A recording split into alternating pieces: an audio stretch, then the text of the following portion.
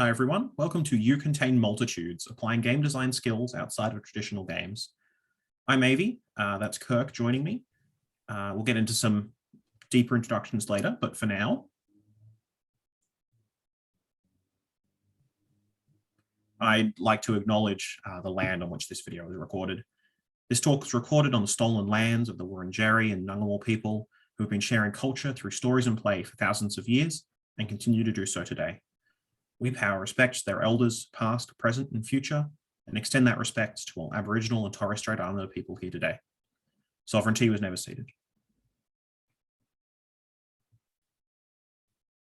As you'll see later in the talk, goals are very important to us, as I'm sure they are to all of you. And there are 3 goals that we want to hit through our discussion today. We want to talk about game design skills, how they can be transferred and exported into other industries. We want to demonstrate how serious games can be applied and where there's space for careers in them. And we want to discuss those careers in a little bit of detail. So to hit those goals, we've got 6 points we're going to run through. First, we're going to start by talking about my arc, starting from a game student with some programming background and ending up as a cybersecurity consultant. We'll define some of the words we're using just so there's no ambiguity there unnecessarily. We'll talk about why you might want to find work that isn't in entertainment games. We'll talk about what kind of game design and broader games thinking is really applicable and translates nicely. We'll talk about Sims and Wargames as a specific subset of serious games, and then we'll talk about feedback and playtesting within that domain. So now we're into the introductions, and to introduce myself, hi, I'm Kirk, and I work as a security consultant and have for the past few years in private industry after leaving the Air Force, where I did a lot of work with incident response exercises and training activities as a communications and IT specialist. And when I got into security consulting, I found that work of incident response exercises was really important. And I started to do a lot of that with clients in private industry. And while I was building up interest, I was trying to develop my team and my craft. And I thought that it would be very important for me to get a game designer to join and contribute that angle, that lens to the work I was doing to make sure it was as comprehensive and as thorough as possible. And that's where I met Avi, but I'll let them tell that story. Hi, everyone. Hello again. I'm Avi. I am various things depending on how you look at it. By how I would define myself, I'm a game designer, primarily tabletop games. So that's board games, tabletop role-playing especially. By education, though, I'm a computer scientist. I graduated a computer science degree a couple of years back. And by occupation, I'm a security consultant. And these 3 things, sure, they're all linked by technology, but they may not necessarily line up as you'd expect, especially because going through end of high school, university, and post-graduating, I really wanted to be a game developer, a game designer. But you'll see that's not where I've landed. So the first thing that we're going to talk about then is how I ended up working for CyberCX, doing security consulting and education, and why this is still very fulfilling from the point of view of the reasons that I like game design. Now, this story begins at Technically Games, which is a game conference held online last year, thanks to the state of the world, and being held online again this year, somewhat later in the end of the year, I think November. Kirk and I were both in attendance. I was volunteering. I've been volunteering at various games events for years as part of my, trying to give to the industry, trying to meet people and network. And so I already knew one of the organizers of Technically Games, and that's how I ended up there helping moderate the streams.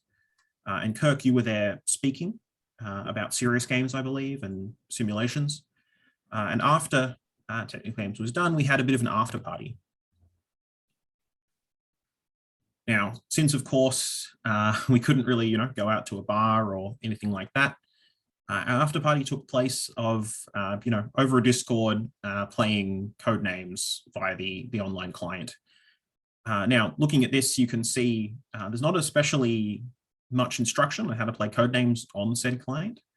And so I, not having been especially like rostered on to handle this, just dropped into my board games night, explaining how a game works kind of role. And I think this is the start of what Kirk saw that caught his eye.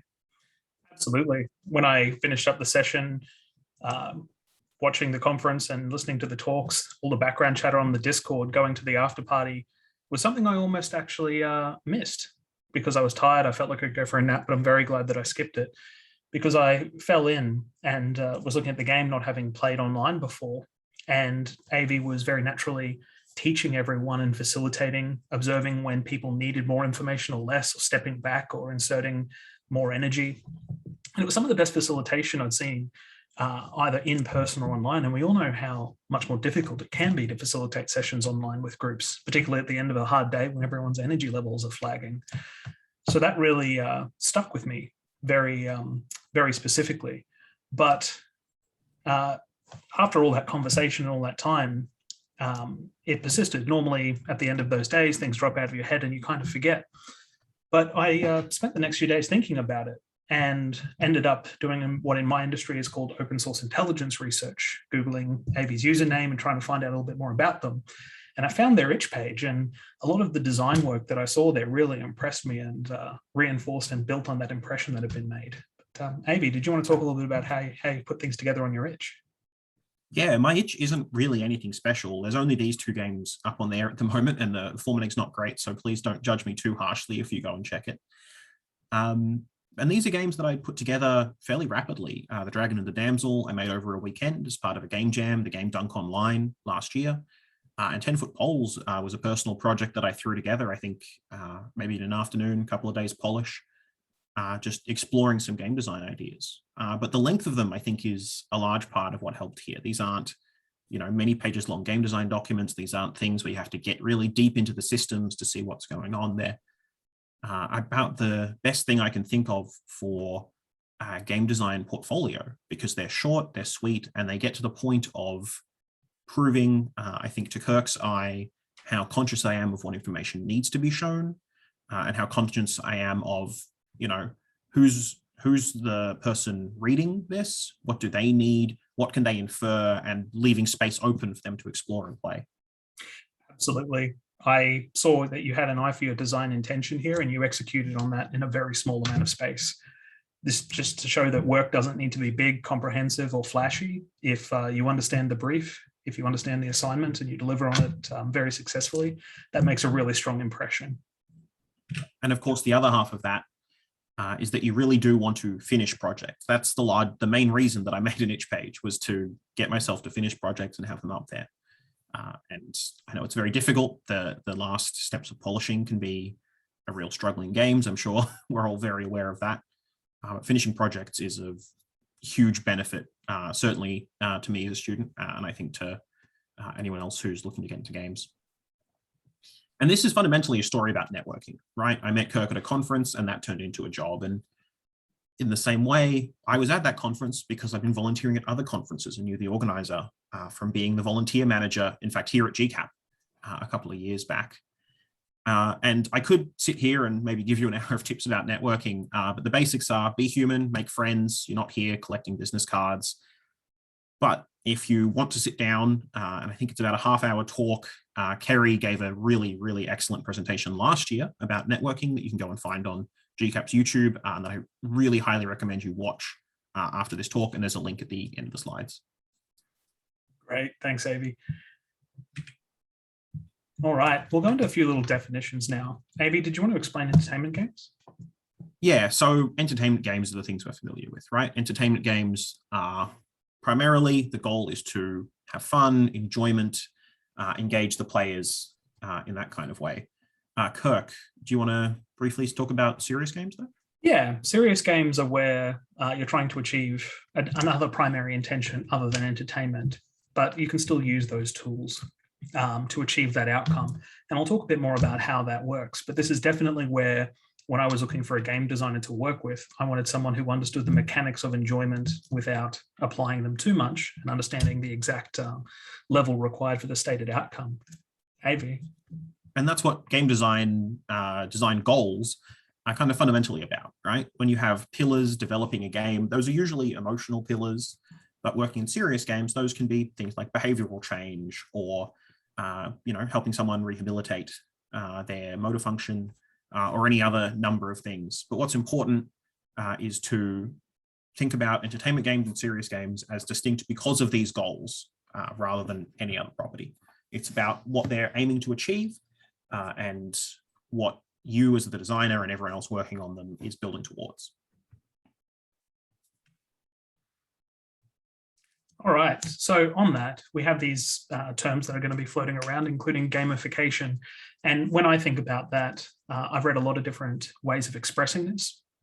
And one of them is that gamification is primarily concerned with the use of things such as points, badges, and leaderboards to be able to motivate people to participate in what could be called a serious game in learning or engaging with a particular course of material. Avi? Yeah, and when we're talking about serious games today, we're not going to be especially focusing on gamification. I like to think of gamification as taking all of the icing that's used on games. Candy Crush is a great example of a game that has a lot of icing, as well as being a convenient pun. Whereas serious games often don't need quite so much of that. They don't need the bells and whistles. They don't need to be so aggressively juiced. And obviously gamification is a great space for game designers to be working, but there is a lot of other opportunities. And I think since gamification is maybe the most well-known one at the moment, thanks to its, buzzwordy qualities, that we want to leave that aside, talk about other things today. And sorry, I just want to talk about conditioning. And as part of that, one of the ways we can distinguish these things is conditioning versus play. Typically in gamification, we're using this icing to condition players to engage and to interact with whatever our object is in particular ways, whereas serious games, when you're taking an object and trying to add play to it rather than trying to add icing. You're adding, the sort of the meat of the cake to mix culinary metaphors. Now, there are various types of serious games. We're going to be primarily talking about simulations and war games, which we'll get to later, but you should be very aware of the extent of this space. We've got games for change, which are typically built on some sort of social or maybe environmental good. Therapeutic games, which are games to be used in medicine, as I mentioned previously, perhaps for developing motor skills that have been damaged due to an accident. And also learning games, which is a very broad category, something that you could include simulations and war games in fact, even many kinds of therapeutic games. And learning games are about imbuing some sort of knowledge or experience or allowing a participant to exercise their skills in some way. I'm sure you've played these typing games, Carmen Sandiego, Oregon Trail. They're all over the place from very much the birth of games. Absolutely. Then we're talking about simulations and war games, which is the territory that I come from. In terms of simulations, a lot of the time, this term can most reasonably be used for activities where you're trying to emulate a real world action or piece of work. And this could be used for things such as teaching CPR or emergency evacuation drills for fire, because you're completing the actions, the mechanical actions involved, and trying to emulate a certain amount of real world atmosphere. Whereas war games tend to introduce an adversarial component where you're pushing up against some kind of threat or risk, or trying to overcome or defeat something or figure out ways to do so. Examples of simulations in games could be something like Microsoft Flight Simulator, where using some of our previous definitions that we've set up, Microsoft Flight Simulator has a greater concern with fidelity of flying an aircraft and sitting there with your aircraft rig, emulating the behavior of the aircraft chosen by the pilot in that case. When we're looking at war games, on the other hand, as opposed to the traditional entertainment type war games, such as say Warhammer 40k on the tabletop or Company of Heroes in video games, we are trying to create that challenging situation, and we'll describe that a little bit more in our next points. So this whole talk is kind of redundant if all you want to do is get into entertainment games, you're not interested at all in other opportunities, but I think we can pretty succinctly convince you as to why it's important. For starters, there's the graph. This graph is one of the scariest things I saw as a game design student. The green bar on the left, that's the number of students in game dev, and the orange bar is the jobs available. And that's about 5 times as many as you would want to see. It seems very Thunderdome-ish. Yeah, you'd think, many come in, only a few come out, but it's even worse than it looks. So that orange bar is not the number of jobs available at any point. That's the number of jobs that exist in the industry. There are roughly about 1,000 people employed in Australian games, and there are about 5,000 students training to have some small portion of those jobs at any one time. So in a world where we don't have massive turnover, which is, of course, I think a world everyone would prefer, these numbers are even more dire than you might think at first. Yeah, it's a bit of an alarming statistic. Yeah. And there are some other reasons too. If you've, say, already got a job or in games, or otherwise you're not as concerned about the graph. Industry stability and maturity. Games is quite a young industry, and this leads to a whole host of possible problems. Now, obviously, there are organizations like Game Workers Unite that are trying to help the industry mature, but that is a process that's ongoing. And in the meantime, you may find yourself needing something you can find elsewhere. Also, there are new challenges to be found outside of entertainment games. If you have an old skill set, perhaps you were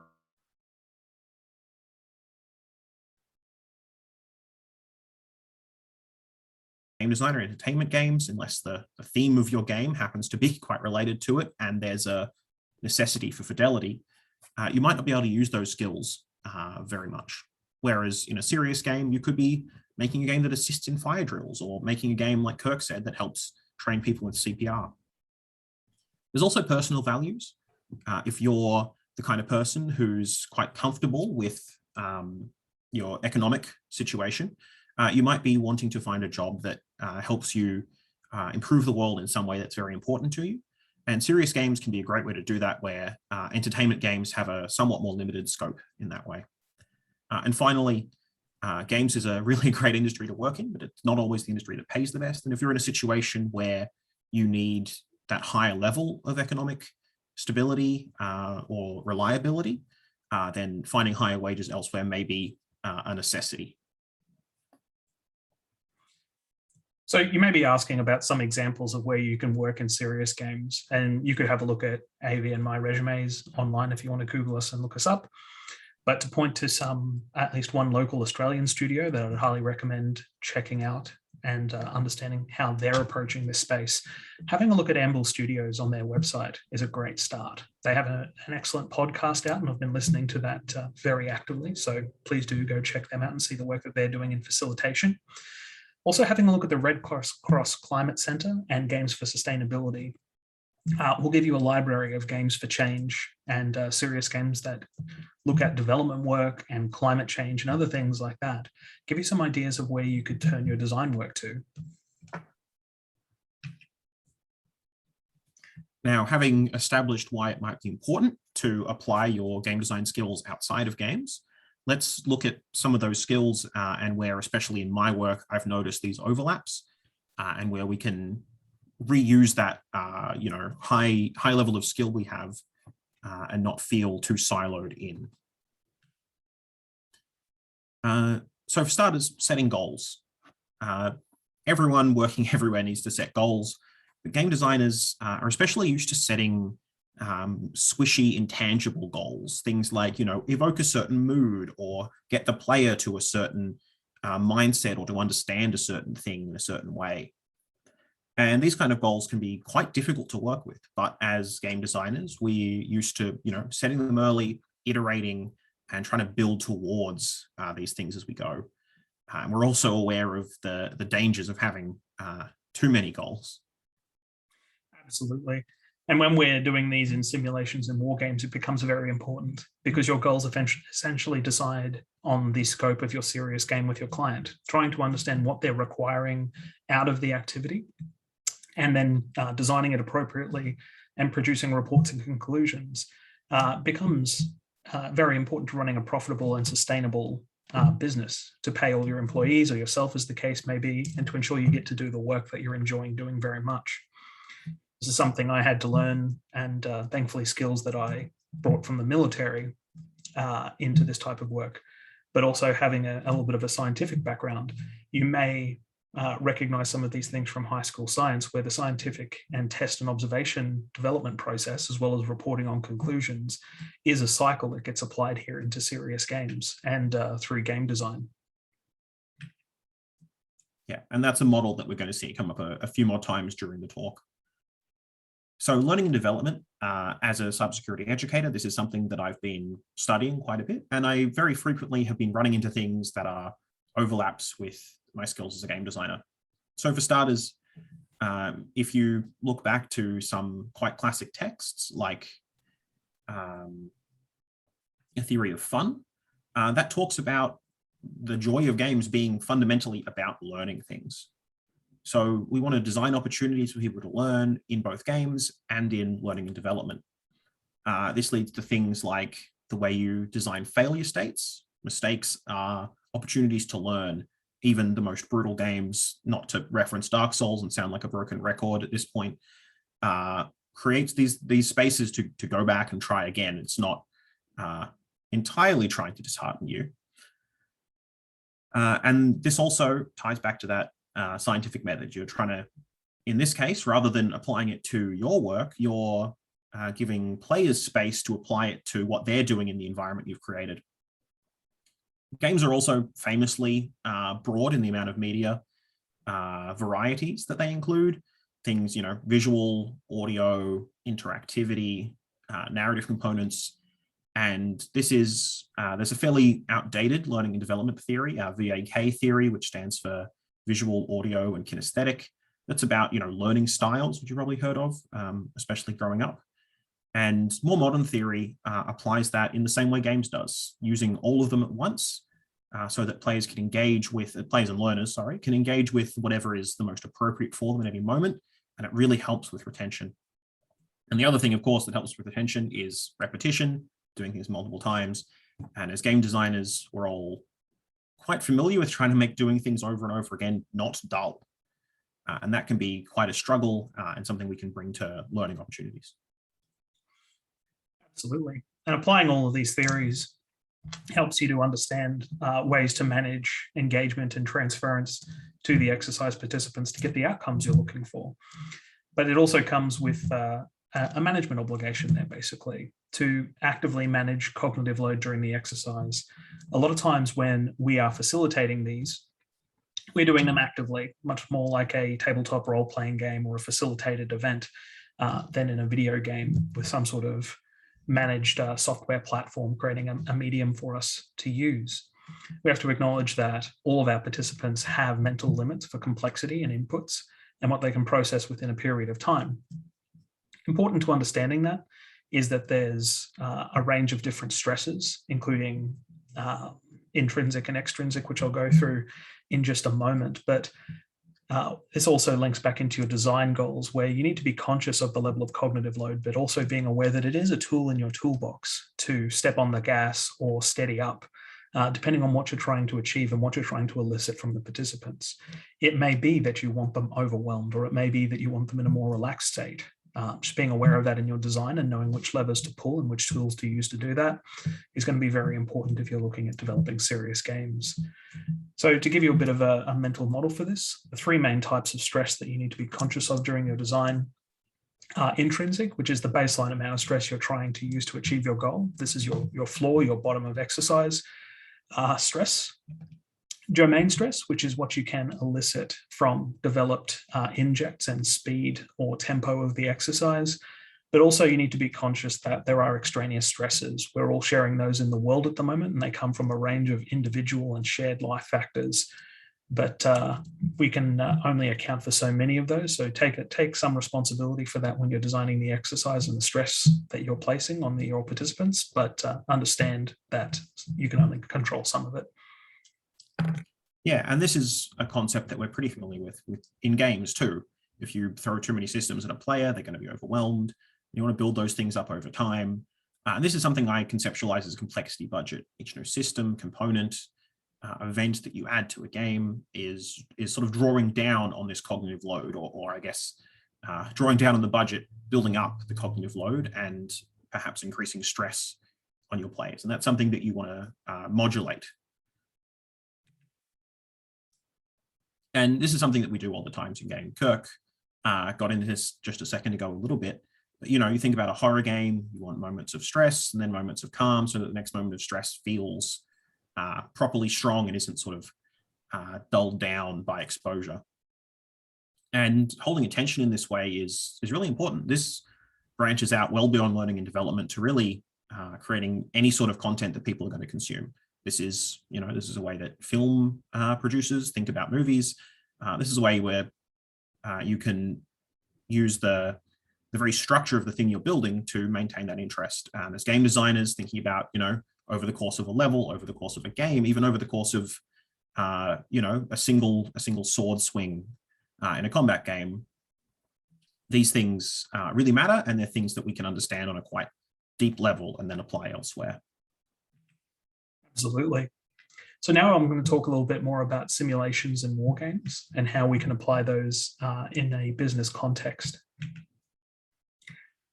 So briefly describing some of the benefits again, you'll remember that we are taking an adversarial approach here. We're trying to create a challenge for the organization to overcome, and it is trying to address some sort of issue, risk, or concern they have. So in that, we're trying to identify the prevalent mental models that exist in the organization, how they're thinking about the problem or their situation, and we're trying to challenge those things. And that comes from understanding the status quo, or at least their comprehension of it, and introducing them to alternatives. This is really useful for an organization before they undertake on a particular, what we call a course of action or an approach, maybe a strategy or a business plan, a new expansion, designing the setup of a new team or a product, for example. But in our security work, it's especially useful when we simulate an active and an agentic adversary, one who has will and decision, versus something like an environmental hazard, such as a fire or a flood, where they are able to attack and counterattack and respond to the decisions that the participants are making. And this helps design, and this helps challenge the design and work through the policies and the decisions being presented.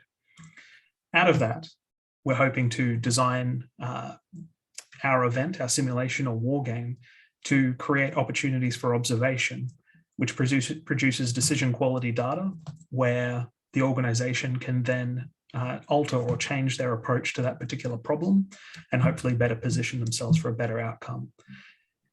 Ultimately, if there's no other outcome and no other advice that we generate from these activities, we're hoping to build confidence, both in the individual participants and their ability collectively to handle the kinds of problems we were working through. We talked about it a little bit before, but you can see some examples of this in running fire drills. So we can think about a lot of this in how we design by trying to focus on the amount of fidelity to reality. You can think that you may have to simulate every possible version of reality around the problem, but the truth is that you want to be as focused as possible, using your design goals as guidance to understand what you need to simulate and where the variety needs to be, where the variability needs to be, and use that to manage your complexity budget. And that includes the actual budget set aside by the client to interrogate this particular problem.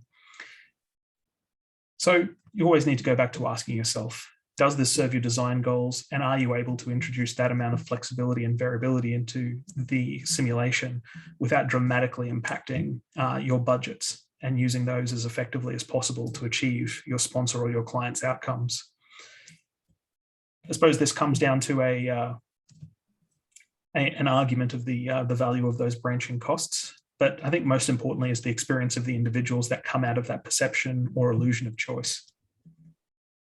Yeah, and that's something that, of course, as game designers, we're very familiar with. Telltale Games has that iconic Clementine, or whoever else will remember that pops up, or the butterfly in Life is Strange. And these things, along with all the other tricks that I'm sure you're aware of or that you've experimented with in the past, can be used to create that illusion of choice.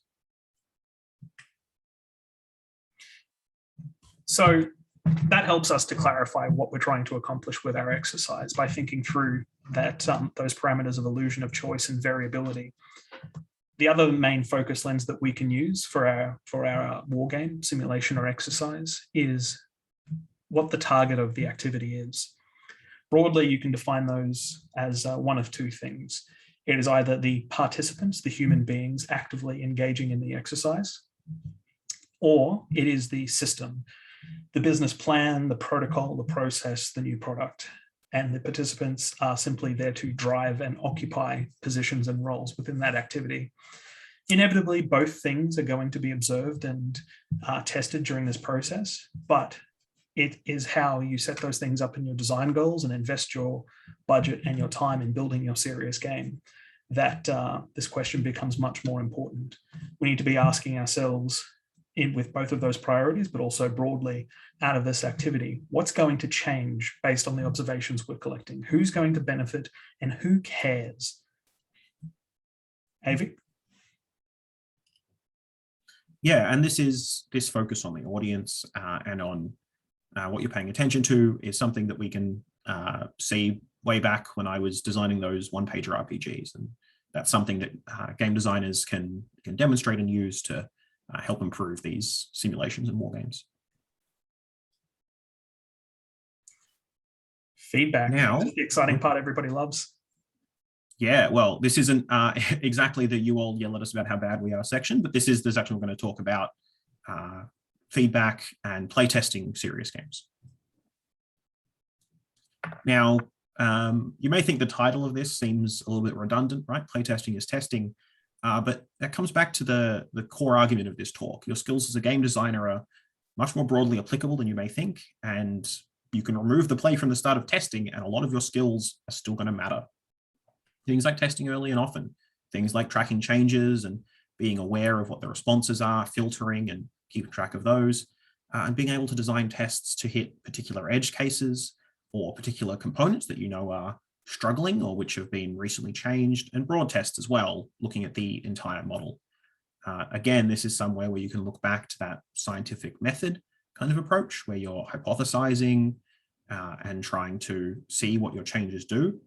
And even more broadly than that, exercises are themselves a kind of test. And so when you're designing an exercise, you might be playtesting the exercise itself as a sort of serious game. But when that thing's running, you'll also get to use these skills in your observations, filtering those and thinking about the design of the exercise itself and which things you want to prod. Now, in that process, it's very useful to be talking to experts. In fact, it's basically necessary. But something that you need to remember, as in all of these situations, is that scope is something that can stretch and something that you want to keep a pretty tight lid on most of the time. I'm sure we've all had projects get out of control in that way. And so when you're talking to an expert, you need to take their feedback just like you would with any other player or person. You know, when you speak to a programmer, they're going to talk about the restrictions in your game and things that might not be worth coding, or how much time is going to be necessary to code something. But you've still got to then take that input and process it through a design lens and not let them take over doing your job that they're not as experienced at. You've got to remember that they're the topic expert, but you're the design expert. Absolutely. And when I'm going through this process, I'm often talking to different members of the organization, talking to everyone from the technical teams, but also the lawyers, the human resources folk. If we're working with a medical organization, I am definitely asking their staff what keeps them up at night and what they're concerned about with the target process within the constraints of the design goals. So I can include those issues in the conversation and in the game and make sure that we get effective answers and have a look at those collectively through the process. Yeah, if something's stressing a nurse out, you know, things are going very wrong. Oh, yes. And this leads us into crunch and abstraction.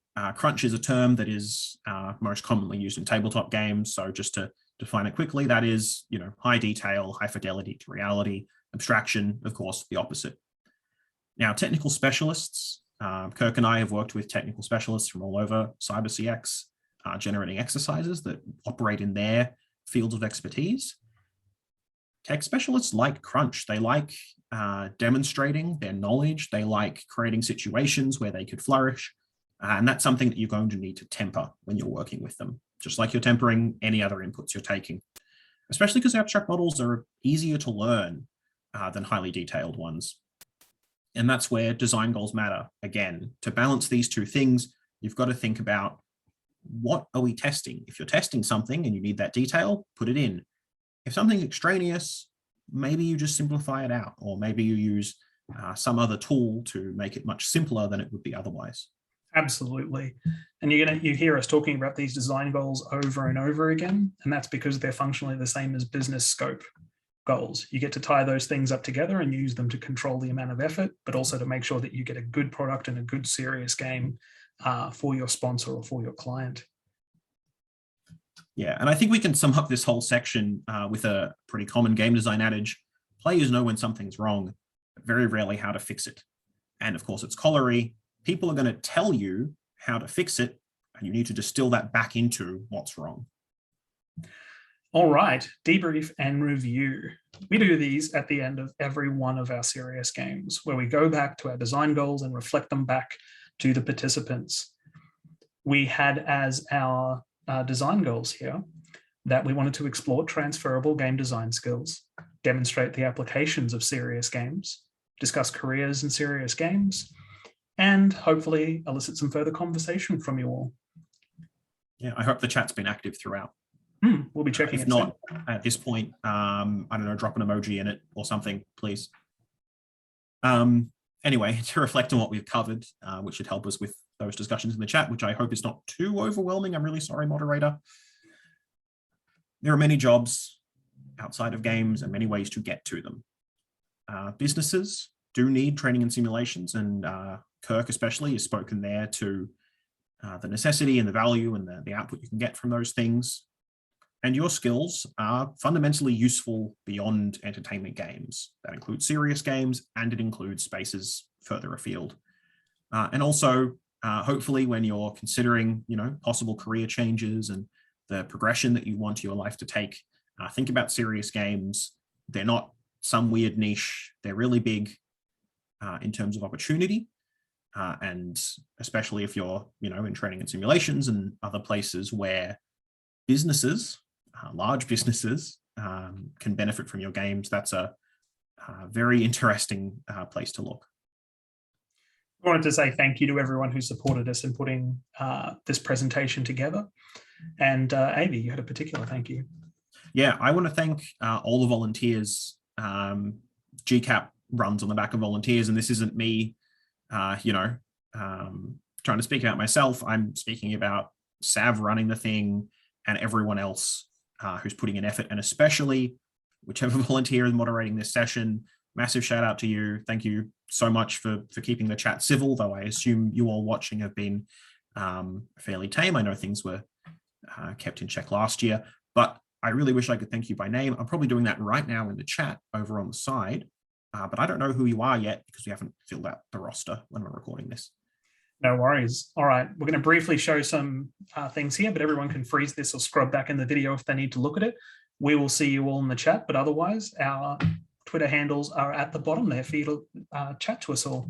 Thank you very much, everyone. Have a great conference. Yeah, thank you all. Please reach out and enjoy the rest of the conf.